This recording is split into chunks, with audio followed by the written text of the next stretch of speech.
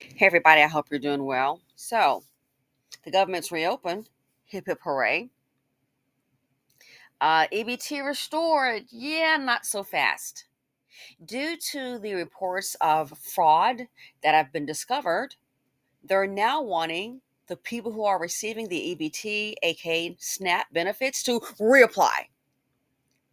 So, 42 million families have to reapply. Hmm. Change is in the air. Let's go ahead and listen to this clip and then let's have the conversation. In February, the very first thing I did was send letters to every single state in America and said, never before has the federal government asked for the data, but it is a new day. President Trump is the president. We know there's a lot of fraud. We need to help partner with you all to figure out how to make sure that this money and these benefits go to those who truly need it and not rife with fraud and corruption. 29 states, mostly the red states, responded with their data sets February, March, April. So the numbers that you're talking through, those are numbers that we have been collecting and analyzing since early summer, late spring. The fact that this spotlight shined on SNAP has allowed us to talk about it. But here's the most unbelievable news I have really just over the last few days, that 5,000 dead people, that was just 1 month.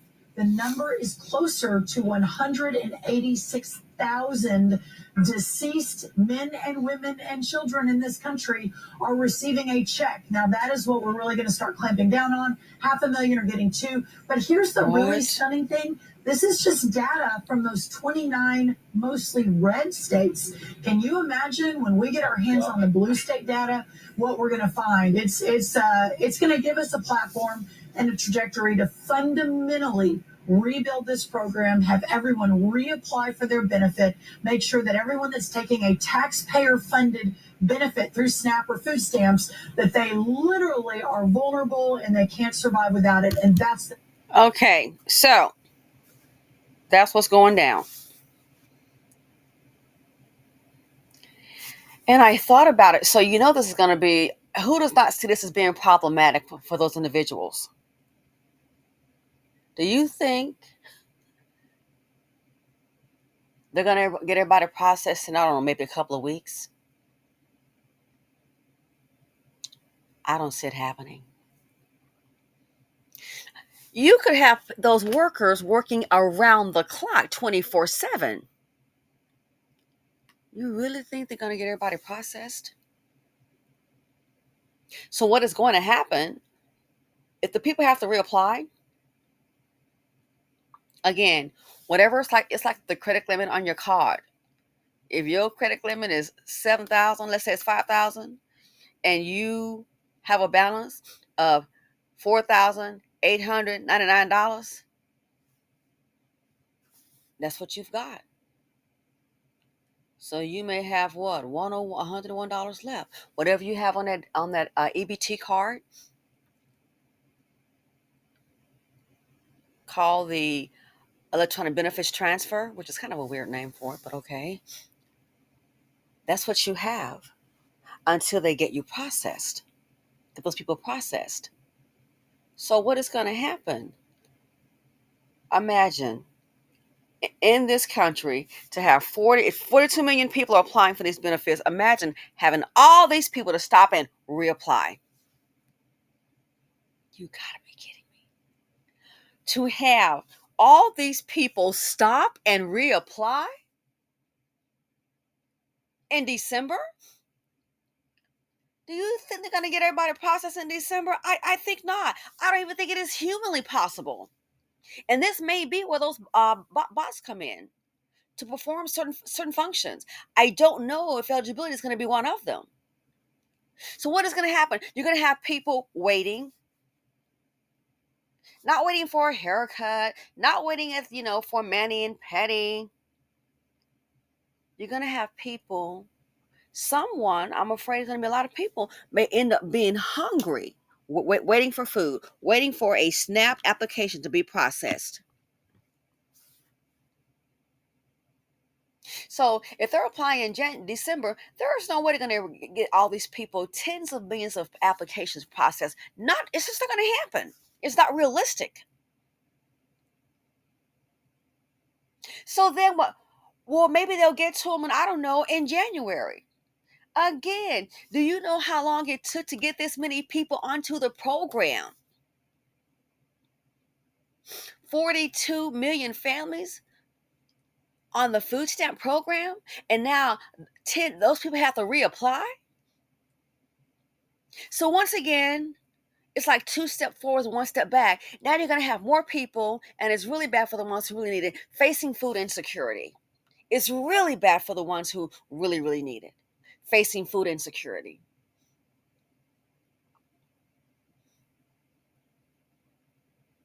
That's what's sad. They may have nobody to call.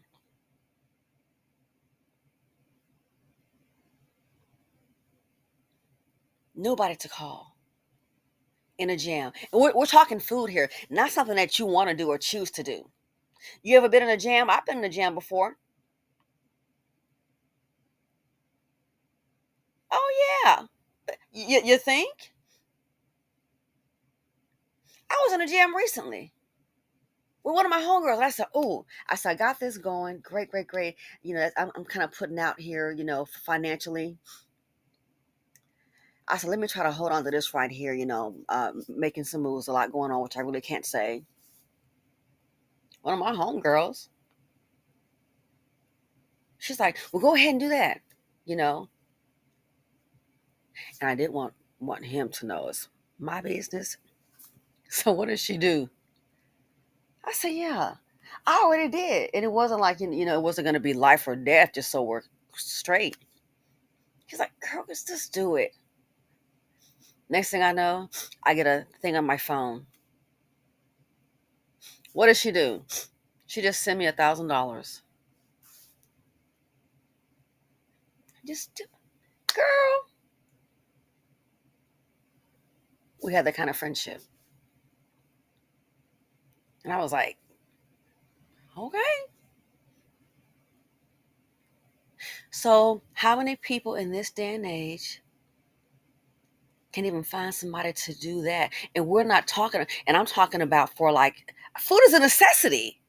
Not because something you want to do. No, we're talking about having dinner. Can you imagine having a home with no food in it?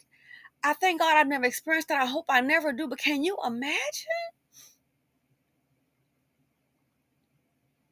So who do you think these people can have somebody to say, we're not talking about something that they want to do, and some friend send you $1,000. Just go do it. I already well, I already did. Well, here you go. How many people can count on somebody to do that?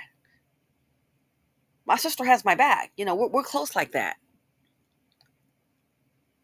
So we're not talking about something that you want to do. We're talking, last I checked, you have to have food, like to eat and to survive. So how many people do you think, it doesn't even have to be $1,000. How many people do you think they can sit up here and call someone and say, even as maybe get I don't know, $200 to get some food or something, not to go out to eat, but just to, can do that? Because guess what? That's what they're going to need. They might need a couple $100 just to get them through a month while they're getting processed. And it concerns me because that means that somebody, you ever been used to having a little money and then something happens and you might have had you a stash, and it's kind of hard to when you have a reversal. Maybe you sit up on you, maybe I don't know, $200,000. You've had that kind of little change before, and then you kind of get without it. Ooh, it's hard, especially that was your little cushion. It's stressful. You don't have that little cushion anymore. Oh, trust me, been there, done that. How do you think a person feels? They don't have food for their family, and some of these people are elderly and disabled. How do you think they feel? Who's going to see them through? So, how the heck do you put eating on pause? Explain that to me. I saw a post, Tyler Perry. I think he donated like $1 million to help people with food. I think that's great. More celebrities, heck, do something. I'm not saying, this right here, we don't have to agree or disagree with TP, but he seems to help people. I've heard, man, before he even made it this big, I've heard about him paying folks rent. We need more of these celebrities to come out and do something, you know? So a lot of these people, there's no way you're going to get them processed in time. So that means that probably during the holidays, somebody's going to go hungry. Not that it's okay for any other day, but sometimes you need a little something to kind of get these going. There's so much going on. This is like a horrible year. Who are they going to count on? Somebody might not get their benefits processed and then going into the new year needing food. Oh, and don't forget the requirements. Wow, this is the worst time to get a job. Some people, if you can't get a job and there's a work requirement attached to it, if you can't get a job, then how are you gonna be eligible? You're not going to be. What about that? If a work requirement is attached to it, which it is in some circumstances based upon the age, and there are no jobs, listen, McDonald's. I can't believe Wendy's shutting down. I read a report. I saw it. Listen, Wendy's is shutting down some restaurants. I beg your pardon. Wendy's, Starbucks, Target. You gotta be kidding me. All these layoffs.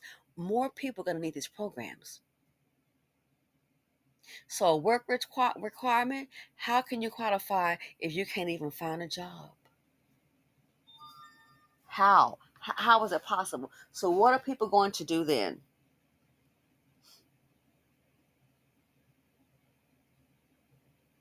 What are they going to do then? This is unbelievable. So now we're going to be back where people are going to start unfortunately facing food insecurity and going without because guess what? They want everyone due to the fraud to reapply.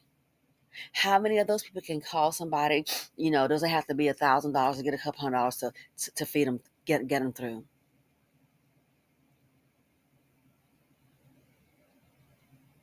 Going into the new year, not with cheer, going into the new year unemployed and hungry. This is crazy. It's maddening. It is heartbreaking.